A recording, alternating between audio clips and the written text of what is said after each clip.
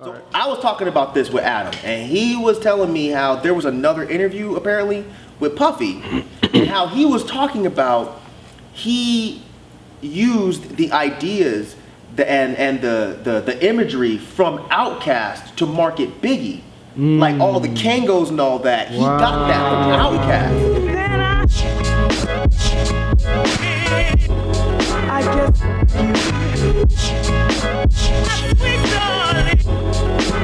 Appreciate you guys subscribing, watching the whole nine. If you appreciate this video, head over to Patreon, become a supporter. We appreciate it. Make sure you follow us on all the socials. Head over to the site, cop some merch, all the other good stuff. And we're just gonna jump right into it, man. I'm here with B, FIFO, Mike. Look, the Organized Noize documentary went up on Netflix, and to be honest, I didn't even know this thing was coming out until people started talking about it on Twitter and asking us if we were going to talk about it. And I was watching it, and when I tell you that thing took me down memory lane, man, like it was crazy. Like the backstory, I really didn't know the backstory like that. But yo, when they got to OutKast and like the story of OutKast and how L.A. Reid didn't believe in them, and then Players Ball was a Christmas song and all. Man, I was a little confused. Yeah, I was a little confused with that one though, because like while they say Players Ball was the first song, when you look at the Southern Playlist of Cadillac Music, it says the original Players Ball. So which one came first exactly? You said like reprise, and then you said the original one. Yeah, I don't know. Cause I was confused because they made it seem like the Christmas song was. I think the Christmas song was the first. So that's why I was wondering why I said original on the. And they had to pop off that song. Right. But the I think the interesting thing was just the dynamic of the group, like Sleepy Brown, and how they all feel like this boy that made them who they are. And we all know, like, man, they set the South on fire. The Players Ball, Southern Cadillac Music, the fucking Goody Mob shit, and how Rico put all them shits together and put them in, and fucking Cee-Lo talking about his shit. I think what was also interesting to me was I didn't know the other songs and people that they produced for. Yeah. You talking about Waterfalls? And I had no idea. You knew Waterfalls. No, I knew. I didn't know they did. I didn't know they produced it. I didn't know because normally Dallas Austin kind of handle most of TLC's But that's what he was saying in the documentary. That they. I knew that. Yeah. You knew that? Yeah. I did not. Yeah, I thought that was coming out. Or that Inbox song. No, I didn't know that. Like, you know what I'm saying? But the story on how they put that shit together. The story, that was crazy. It was nuts. And even the In Vogue song, because when Buddy started playing the piano, I'm like, I know exactly what that is. Yeah. I didn't know they did it. You know what I'm saying? Because you also got to remember, like back in '94, in the early '94 when Southern Player Cadillac, their OutKast first album came out. Southern Playlist of Cadillac fucking music. You were in like 3rd grade. I was in 4th grade. See? So I was fucking senior, dog. That's why. Yeah. What do you mean? In college? Hey, Rob asked me like, who was you a senior in? Like, who was you in college? That's what he was going to. Fucking high school, dog. Yeah, so in '94, bro, like, I'm too young, so I knew, I heard almost all of this music and stuff like that, but I was too young to acknowledge it. I'm listening to the radio and stuff like that. Were you in Miami or Chicago at the time? '94, I was in Chicago. But when I was watching it and I'm trying to, recall like that, because I remember me and my brother used to sit there, man. We would put that shit on the stereo system, and we would play that shit from front to back, over and over and over again. But see, I wanted to challenge you on something real quick, because like, and I don't want you to forget what you're gonna say, because there was something that you said that they set the South on fire. So y'all was bumping OutKast like that in Mississippi? Yeah. It wasn't like that in Florida. I don't remember it being like that, because I remember. Florida's not the South. Florida is different. I know it's different. But I feel you. But I still feel like it is the South though. Here's kind of what I mean by that, and it kind of goes back to the documentary. And fucking, I don't even think I even knew Puffy directed the first fucking video. Wow. No, I had no idea. I'm a hippie to something Adam told me, but y'all go ahead about that video. But just how Rico was like, yo, you need to put this jersey on. It needs to say Atlanta. I didn't know that either. Yeah, so that's kind of what I'm saying. Like Rico was very like. Oh yeah, he was like the. Yeah, right. He was like, it has to be this, and from there it kind of took off. So he kind of maybe not on fire, but on the map, because that was kind of their thing. Yeah. They've always battled with that. Because my thing was, I remember watching that video. I remember being at home and watching the video, and I remember like listening to OutKast in my house. I never took it outside the house, because nobody was bumping it. So I would play it in my room all the time, and it was like it was one day I forgot I was in school, and I heard somebody say, I was like, oh man, you listen to that shit too, or whatever, and you would think because they are from the South that people will be listening to it, but in the hood it's like a totally different thing. Like we're very specific to our thing, you know what I mean? We really don't listen to stuff outside of that. But so it wasn't really on fire like that in Florida when it first came out. Only a select Goody Mob too. I heard somebody quoting Cell Therapy. I was like, oh shit, I listened to that too. It was crazy. So that's why I was wondering when you said he set the South on fire. I don't think it. But then you say that Florida's not really South like that. Florida's definitely not the South. Yeah, Florida is South geographically. Yeah. But I don't want to say culturally, but like socially, it's like Florida is its own monster. It is, man. It So really is. I think it was like here, Alabama, Houston, Mississippi, wherever else. But see, I was on the Panhandle though, so I'm from Pensacola, so you would think that. Well, I guess that's why it kind of touched us a little bit. Realize like in Mississippi, like there are really only two places we're probably gonna go. We're gonna go to New Orleans and we're gonna go to fucking Atlanta. Oh, okay. And that was the thing that OutKast, like putting Atlanta on the map, like at that age, you just driving and just going up. Yeah. That was my thing. Going to Detroit, I was like, man, these dudes are really putting like Atlanta on the map. And as I'm watching this, I'm like, like, are they like the first like a production or just producers in general just like really incorporate live instrumentation? Because in this time, this is like 93, 94, so you got Pete Rock, DJ Premier, Easy Mo B, Dr. Dre. I was gonna say Dre was doing the same thing, but it didn't sound like this. Yeah, that's the difference. And I'm just like, and man. back then, I think that hip hop definitely had cultural sounds, and Organized Noize was the ones to really cultivate. I don't even want to say a Southern sound. They cultivated the Atlanta sound. Yeah. They put Atlanta on the map. And for me, I'm gonna go from a little slightly different perspective. Obviously, I was way younger, and then when I was in high school, had a couple of homies try to put me on to OutKast, and I was kind of, But by that time, it sounded different though. Yeah. But he was trying to put me on the early stuff. Okay. You know what I'm saying? Yeah. And I was like, I was in the trick that, I was into the Florida stuff at the time. When I got older, and especially now that I live here, it gives me a different feeling when I listen to Atlanta artists and I'm driving down these streets. Yeah. Atlanta is culturally completely different. I've lived in Chicago, which is obviously a culturally diverse, humongous city. Yeah. Miami, which is culturally diverse, but it's completely different. Different animal. Atlanta is very artistic and creative. You know what I'm saying? And they were able to really, really dig in and bring that and put that on the map through the live instrumentation. Like when they had Andre, I can't remember the song, but when they were talking about Headland and Delow. Yeah. I didn't know what the hell that was. Just listening to all of the spots that they were naming. You know what I'm saying? I had no connection to them before that I do now. Yeah. That's like, holy crap, like I know right. Yeah, it makes sense. Like when Andre was like, I look up at the sand, me and my homies rode to Marta, and I'm like, when I moved out here, I'm like, what the hell? Hey, Marta. Hey, that's what I'm rapping about. So like, it's just cool when I like to make that connection. It's like, I hear him do it. I'm rapping it all the time in Detroit. He rode the Marta through the hood. Hit the 85, I thrown the head into Decatur. Yeah. Like, so I was like, now I'm hearing that, I'm like, man, these dudes are really Atlanta. But like Organized Noize, just as a general, I love the fact, I remember I used to always hear dungeon. You gonna go out to the dungeon.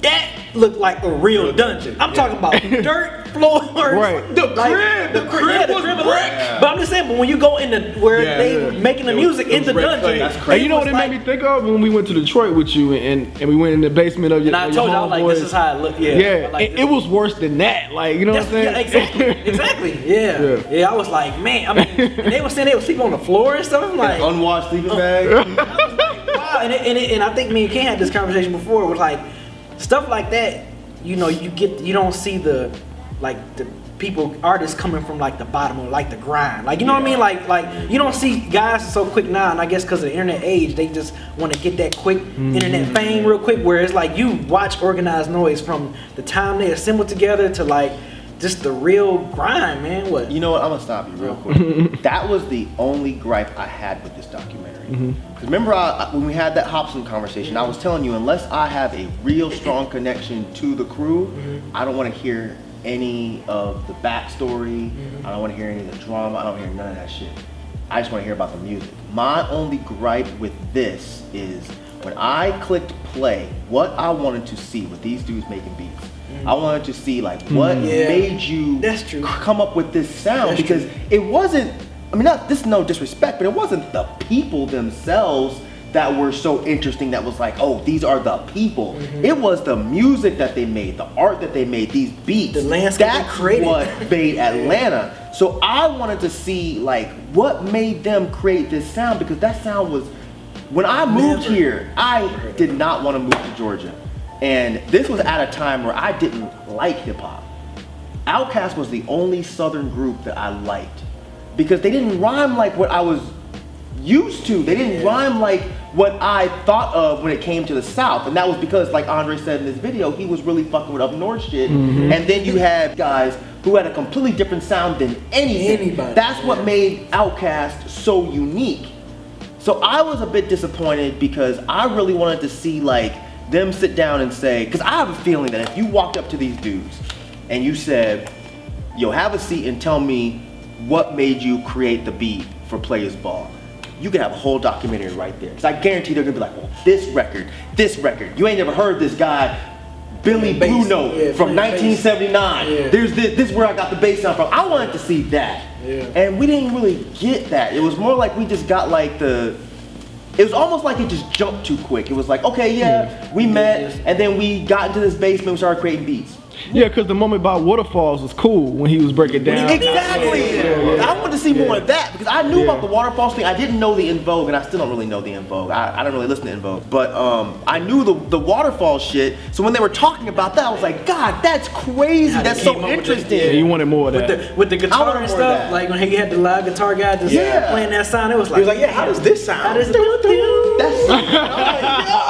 holy shit. It's like, oh man, like I want to hear more of that. I thought it was interesting that the dude that came up with the Don't Go Chasing, he said that he was working at the Marriott. I caught that shit too. With that voice? Yeah. Well, we can get paid for that? Yeah, because Rico was like, but they all don't get paid for that song. Yeah, that's what I took. But the money's being split so many ways. Probably he might not be getting that much.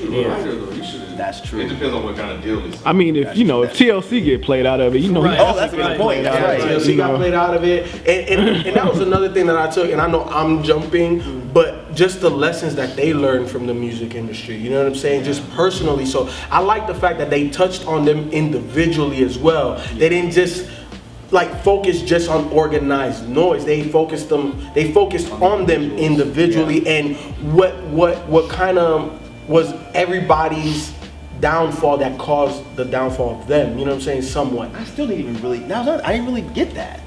I didn't really get what was the actual downfall. It just seemed like it was just They were just saying the money. You know, the money just. They said the money is like pretty much separated. They went to Interscope, and Interscope which is money. Connect with them. But they got they got the money, but they couldn't make those hits. So I was talking about this with Adam, and he was telling me how there was another interview apparently with Puffy, and how he was talking about he used the ideas and the imagery from OutKast to market Biggie, like all the Kangos and all that. He got that from OutKast. I didn't know that. So what's crazy about that to me? I mean, it's already crazy, but what's really crazy about that to me is you had the South that was kind of like just left out here to dangle. Then you had the East and the West, of course. So the quintessential person that represented New York hip hop, that style was directly influenced by the South.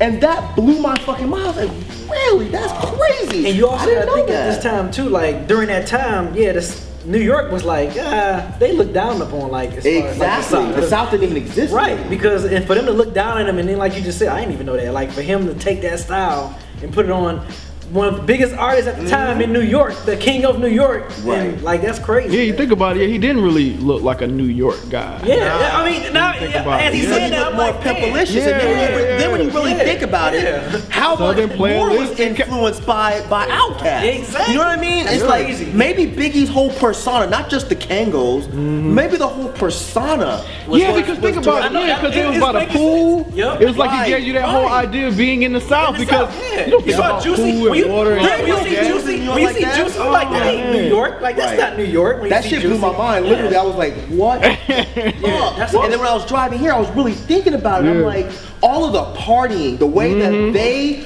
like back in the day, a New York party was a bunch of dudes in Tim's smoking weed. Out in the street or but something, Out in the whatever. street, Yeah, right. party is With- type of deal, but yeah. Biggie and Puffy's version of partying was really One More Chance the video? South kind of partying, which is a whole bunch of half-naked chicks. Yup. You know what I'm saying? By the pool. Alcohol. You know what I mean? Some booty shaking. Exactly. Yeah. That was the South. That wasn't New York. So all of that shit, when I was driving over here, I was like, God damn, that is fucking crazy. And I think it was interesting what he said in the documentary. He was like, I wasn't trying to change nothing. Yeah. I was trying to capture Atlanta. exactly what Atlanta is. B mentioned something, and you know, he was like, it's funny how nobody's calling Organized Noize today for beats and production. I thought this is that they were. Yeah, I think Now they they're have a about to second check chance. back up and start, but Because they said up to it this came point, back around. right? Yeah, it's back around, but up to this Metro's point, moving. Yeah. they were not getting wasn't any work. And it's crazy because like a lot of people, you know, and of course like hip hop fans was like, oh man, we need another OutKast album, you know, organized. Like everyone's begging for like that sound, but like no one is hitting them up for like production or like one, or, you know, not saying to copycat the sound from '94 or '96 when they was making them album, but still like the fact that they changed the way they changed the sound up. You would think, of course, and you can see them keep innovating and getting creative. Why would you not want production from Organized Noize? Maybe that Like, sound isn't hot right now. Like I can't hear those. The sounds go like- through waves. Yeah, exactly. Yeah. Everything's so Yeah. trendy now. Yeah. Like maybe people don't want that. You hear the beats that come out now; they're very electro, you know, very EDM. Maybe they don't want those real soulful. It's like everything has to evolve. Like you're 100% right. They can't come in 2016 with 94 beats. Like, Yeah. but I think that you can take what made that special, right? Because it was them three, and just having that feel. And then working with newer artists, with newer producers, I think they can recreate something special. Now, is it gonna set Atlanta on the map? Of course not, because Atlanta's already there and everybody's jockeying the South for everything. But that does not mean that there aren't artists like Rory that they mentioned in the documentary, like a Crit, like even some other people from the West, like just everybody. I think that they can still work. You know what I'm saying? And then think about how many producers were influenced by these guys. Like they had Justice League on them. You know what I'm saying? On there. And I didn't think that they would be influenced by Organized Noize like that. You know what I'm saying? Man, it sounded like Rico was hurt about OutKast though. Sound. I didn't know that. I didn't know that. Neither. Like, I thought he was gonna cry though. that was kind of like you would have think by them winning that Grammy, even though they didn't have nothing to do with that album. But you come on, like he was feeding them and everything that was back in the fucked up. day. Hey, 50-50. He said, whenever you write the hook, we produced everything. I could have took 75% of your publisher. He said, F that. Yeah. He said 50-50.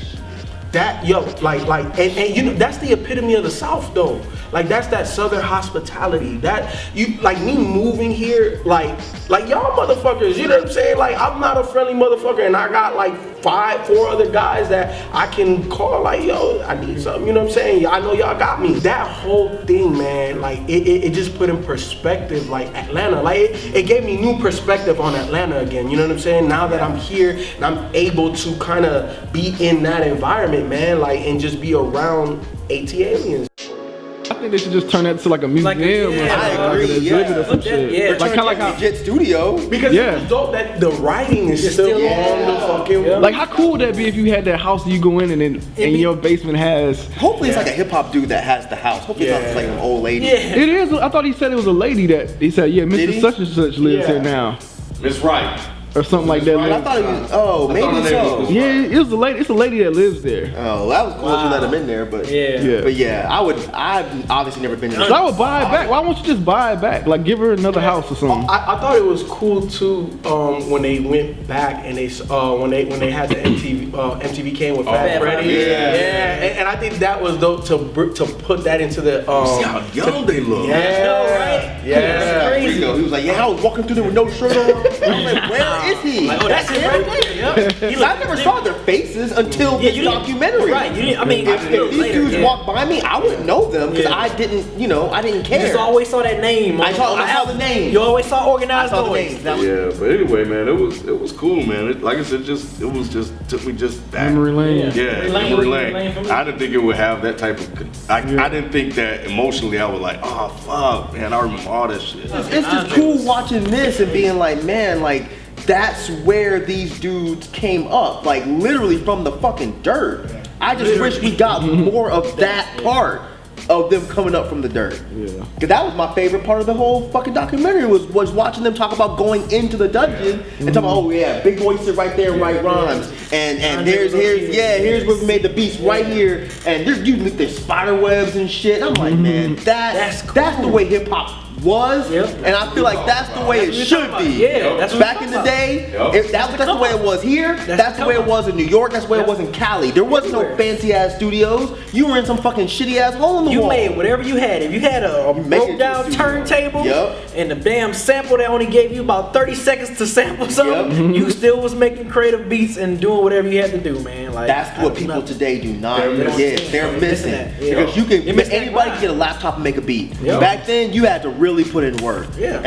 And again, I hate to keep harping on it, but that's what I wish they would have drove home. Like, drive home that you motherfuckers that think everything is so fucking easy.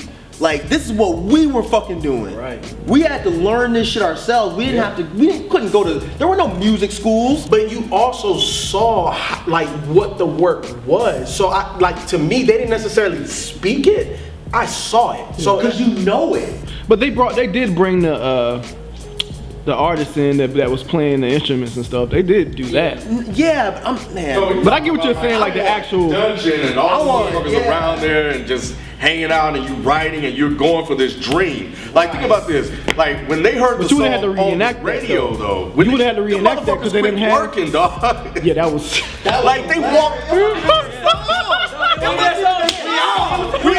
We made boy made it. Fuck it. Fuck yeah. That's all That like was the shit. That's all like the hilarious. shit people do. That's all like the shit people do. Their players ball. It was like Yep, they were out. They were Fuck out. this shit. But you gotta imagine though, you hear your shit on the radio, that was huge. you thinking like, oh that yeah, I was made big. it. Yeah, that was I made big. It wasn't like And then you're a kid on top of that. It's like, yeah, oh like shit. these dudes 19, 20, Right. years old, that young, dude. Like, yeah. and even before that, Andre quit school. Oh yeah, he could. He was like, no, F that. F that. We gonna be out here making, we gonna be writing these rhymes.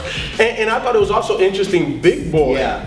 how he still had to go to school and he graduated 3.68. I did not know that either. I didn't know that. I didn't know that. So that shows dedication. It shows that you can do what you have to do in terms of responsibilities and still chase your dream Yeah. and still pursue that. Like both of them are not always separate, and not everybody always has that decision to make.